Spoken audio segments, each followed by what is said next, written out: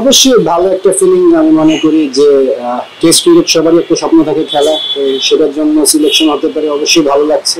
আর first class আমি 2017 সাল থেকে খেলতেছি, আলহামদুলিল্লাহ ভালো করার চেষ্টা করি সবসময়, যে ফরম্যাটই হোক ডোমেস্টিক, তো এরকম প্রসেসই আগে আর কি। সিলেকশন যেহেতু হয়েছে ওনারা প্রিপেয়ার মনে করেছেন বলে আমাকে সিলেকশন করেছেন, তো এখন আমার দায়িত্ব যে আমি আমার বেস্ট পারফরমেন্সটা করব।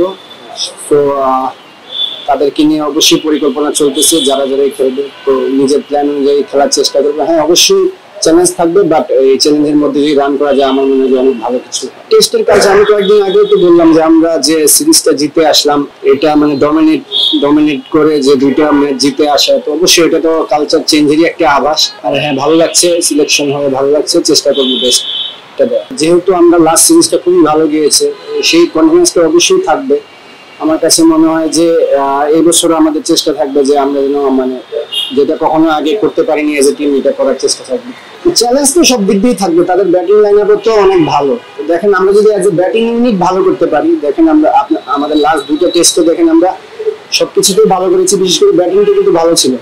আমরা স্ট্রাগল করি ব্যাটিং যখন খারাপ হয় তখনই আমরা ম্যাচগুলো লুজ করে ফেলি, বলাররা ম্যাক্সিমাম টাইম সাপোর্ট করে।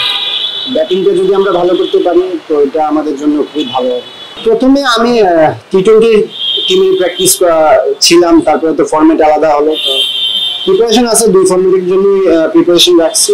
তো এখন শুধু মাইন্ডসেটটা চেঞ্জ করতে হবে ফরম্যাট অনুযায়ী, যখন যেটা পাওয়ার সেটা পাবো ইনশাল্লাহ। সো আমার কাজ রান করে যাওয়া, পারফরমেন্স করে যাওয়া, হার্ড ওয়ার্ক করে যাওয়া, এগুলোর মধ্যে ফোকাস রাখছি। ফার্স্ট ক্লাস ক্রিকেটটা খুবই ইম্পর্টেন্ট আমাদের জন্য।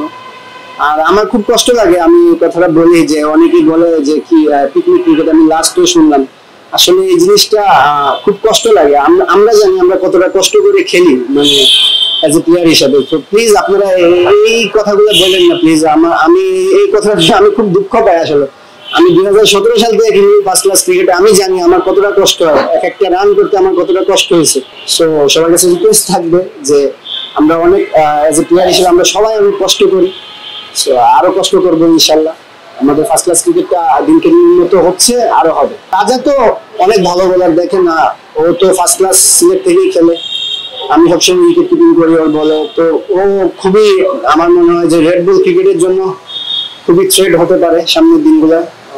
ও খুবই ভালো ছন্দে আছে, মাঝখানে ইনজুরিতে ছিল, তোর জন্য শুভকামনা। আমার কাছে মনে হয় খুবই তাড়াতাড়ি সামনের দিকে এগোতে পারবে। যে লাস্ট কয়েকটা দিনও যে আমরা যে কাজ করলাম, সোহেল স্যার, বাবুল স্যার, ওনারা অনেক পরিশ্রম করেছেন, ওনারা ডাবল শিফটে কাজ করেছেন। সকালবেলা আমাদের রেড বল ক্রিকেট দেখছেন, বিকেলবেলা হোয়াইট বল ক্রিকেট দেখছেন। তো ওনারা কি পরিমাণ কষ্ট করেছেন মাঠের মধ্যে আপনারা বুঝেন। তো অবশ্যই মানে ডোমেস্টিক কোচদের অবদান আসলে থ্যাঙ্কসলেস বলা যায়, ওনাদেরকে এত হাইলাইট করা হয় না।